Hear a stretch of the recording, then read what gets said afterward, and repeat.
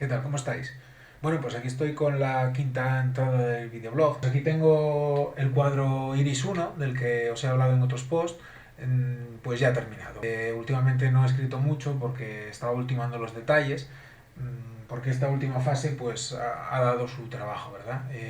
Como sabéis es un cuadro que habla de la masacre de Nanjing y quiero contaros un poco qué es lo que me ha llevado a este cuadro, qué significado tiene.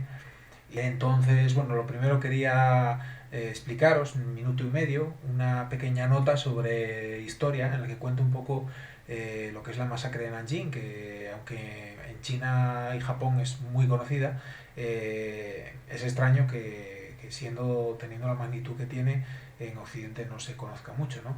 Entonces, bueno, he seleccionado una serie de imágenes y no son las imágenes más duras que hay en internet, he intentado evitar esto, pero aún así sí que pueden herir la sensibilidad de alguien. Si es el caso, mejor pasáis para adelante más o menos minuto y medio de explicación y seguimos con el cuadro, ¿vale? Se conoce como Gran Masacre de Nanjing a los crímenes cometidos por el ejército japonés contra la población de la entonces capital china a lo largo de las 6 semanas siguientes a la ocupación de la ciudad el 13 de diciembre de 1937. Durante ese tiempo, según investigaciones imparciales, 300.000 personas fueron asesinadas en lo que se considera la mayor masacre de civiles del siglo. Sin embargo, a pesar de la magnitud de estos números, lo más perturbador es la forma en que estas muertes fueron perpetradas. Miles de civiles fueron utilizados para las prácticas con bayoneta de los nuevos reclutas. Se establecieron concursos de decapitación con espada y, en definitiva, se dio carta blanca para que los soldados dispusieran como quisieran de la vida de los habitantes de Nanjing. No obstante, también los altos mandos tomaron parte en estas actividades, que incluyeron entre 20 y 80.000 violaciones. Dada la prohibición de estas prácticas, pronto recomendaron a sus tropas que ejecutaran a las mujeres después de agredirlas. Minnie Vautrin escribió: «Es posible que no exista un solo crimen que no se haya cometido aquí hoy». Años después, incapaz de superar lo que había visto en Nanjing, se suicidaría. Durante la década de los 90, la escritora Iris Chang, después de una intensa investigación sobre la masacre, escribió el bestseller Nanjing, el holocausto olvidado. Sin embargo, cuentan quienes la conocieron que para Chang hubo un antes y un después en este libro. También ella se suicidaría el 9 de noviembre de 2004. En parte fue esta historia de Iris Chang la que me decidió finalmente a empezar el cuadro, ¿no? Yo había hecho bastantes bocetos para un cuadro sobre la masacre de Nanjing, pero tenía ese sentimiento de quién soy yo para pintar sobre una cosa que sucedió mucho tiempo antes de que yo naciera en un sitio tan lejano. Tenía esa idea, desde el principio era un ojo grande, asustado, mirando algo, bueno, en el que se puede intuir una imagen, ¿no?, de una escena. Y el sentido último del cuadro es que si tomamos ese ojo como un espejo convexo, que ópticamente la figura que está en el centro pidiendo ayuda sería en realidad nuestro propio reflejo. Pero bueno, lo tenía ahí aparcado, ¿no?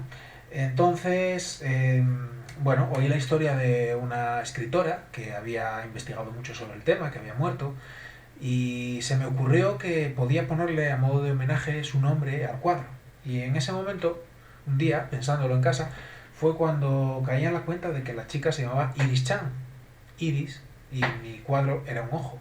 O sea, me pareció una coincidencia tan grande que me decidió a pintarlo, finalmente, ¿no?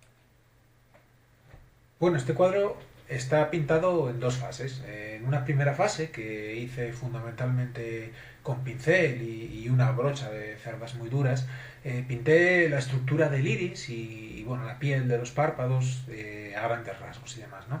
En esta fase quería que se notaran mucho los brochazos y que además en el cuadro final se interpretaran como la estructura del iris. Entonces, en los primeros ensayos que hice, vi que el reflejo iba a tener que pintarlo con aerógrafo y no iba a poder ser también a brocha porque los brochazos se confundirían con esa estructura del iris y no daría esa ilusión de que es realmente pues una textura, ¿no? Entonces lo que hice fue crear una serie de máscaras con cartulina y para ello pues hice un dibujo deformado de acuerdo a la perspectiva curvilínea, como podéis ver en el primer tutorial que hice. Y bueno, este dibujo no tenía otro propósito que recortarlo y crear máscaras para lo que hacía con él. Entonces tenemos dos imágenes superpuestas. El ojo dibujado en sí sin ningún reflejo y el reflejo aerografiado sobre él. Por eso da una sensación de pues diferente, ¿no? De lo que, la parte que es reflejada o la parte que es real. Bueno, pues ese dibujo que habéis visto en la última imagen, mirad en lo que se ha quedado después de utilizarlo. Pues lo he cortado en trozos todo tan grandes como esto, más o menos. Aquí tenéis las dos figuras que están en un extremo, ¿verdad? La mano principal tenemos aquí, o la figura del soldado, bueno, todo, trozos así de pequeños que realmente no son recuperables, ¿no? La ciencia es, vamos cortando en trozos cada vez más pequeños, pero luego al final, si quisiéramos rectificar algo, pues tendríamos que hacer una máscara nueva. Pues nada más, espero que os haya gustado el post y nos vemos en el próximo tutorial.